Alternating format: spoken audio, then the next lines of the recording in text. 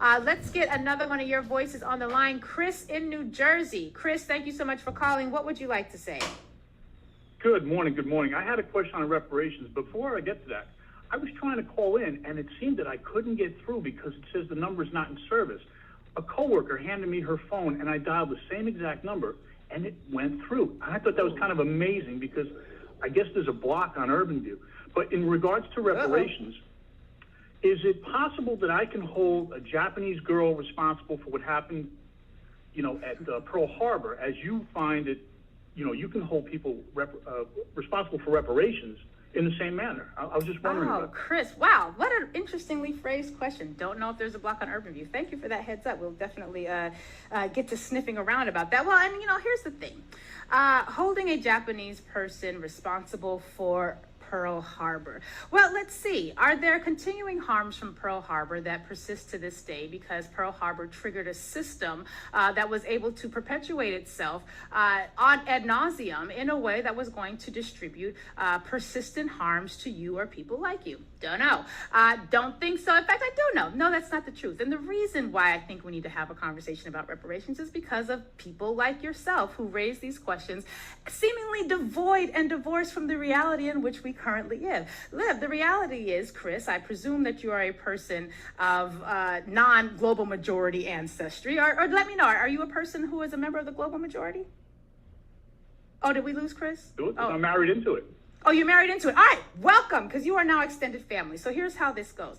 There's this thing called enslavement and colonization that took place, 400, 500 years ago. That's when it began, really. And this was a different type of enslavement and colonization than the world had ever known before. It was called chattel slavery. And this was the type of slavery that said basically whomever is enslaved has no rights, has no privileges, has no power, has no humanity. And when white people created this system, because it was a creation of whiteness, when white people created this system, they also created a system called race. Carl Linnaeus is one of the white scientists who contributed to this ideology, and this was a system that ranked and evaluated people on a hierarchy. And when it ranked and evaluated people on that hierarchy, it attributed different values to them. And where it esteemed white people and said that they had the highest value, it desteemed or lowered the value of black and non-white people. The darker you were, the less value you had. These two systems were born together. This is literally Africana Studies 101. These two systems were born together. Why? Well, because if you're going to look out at a human being that you know is a human being and then tell yourself it is okay to rape them, to rob them, to kidnap them from their families, to completely destabilize their communities, and to funnel all of the resources, benefits, and privilege that they had for themselves in their own continent to yourself, and then transfer and traffic them literally by the millions from one continent to another to force them to engage in slave labor, the likes of which the world had never known. And then you're going to take the beliefs that you had created about those people, i.e. that value of hierarchy, that racist hierarchy that your ancestors created, and then you create a system of laws to enshrine and codify those beliefs that you and your ancestors created on their own. Nobody told your ancestors to do this. This is what they decided to do. Because why? They were lazy, greedy, and selfish, and lived by a value that said we should take, and know damn what happens to the people as a result of it. But moving on, Chris, what ends up happening is they end up taking the beliefs and the lies that they told themselves about why racism should exist and that why white people had greater value, and then they put them into law. They codified them, and they made themselves feel good about it by saying black and non-white people were not actually human. And then do you know what happened, Chris? They taught this in their schools. They created science that supported it, and it was called niggerology, Chris, and I hate that word, but I'm going to use it today just to educate yo behind about how we came to be in the place that we are. They created a science that created mental illness like drapetomania that said any black person who wanted to run away from enslavement, because black people, according to white people who needed to create this system so that they could sleep well at night, they said black people who ran away from slavery were literally mentally insane. So your ancestors, Chris, they created a system whereby they lied to themselves about where their position in this world was. They lied to themselves about the fact that they had better value than other people, and as a result, they were superior. And they lied to themselves, and they said that because of our superiority, we should get the right to dominate and rule over all non-white people. And they put those beliefs and those lies into law, much the same way you see people today lying about American history and then creating laws around it, lying about who won an election production and then creating laws around it. This is a history that your ancestors have really well perfected, Chris. And so then once these lies were a part of the legal system and they became a part of the general American ethos,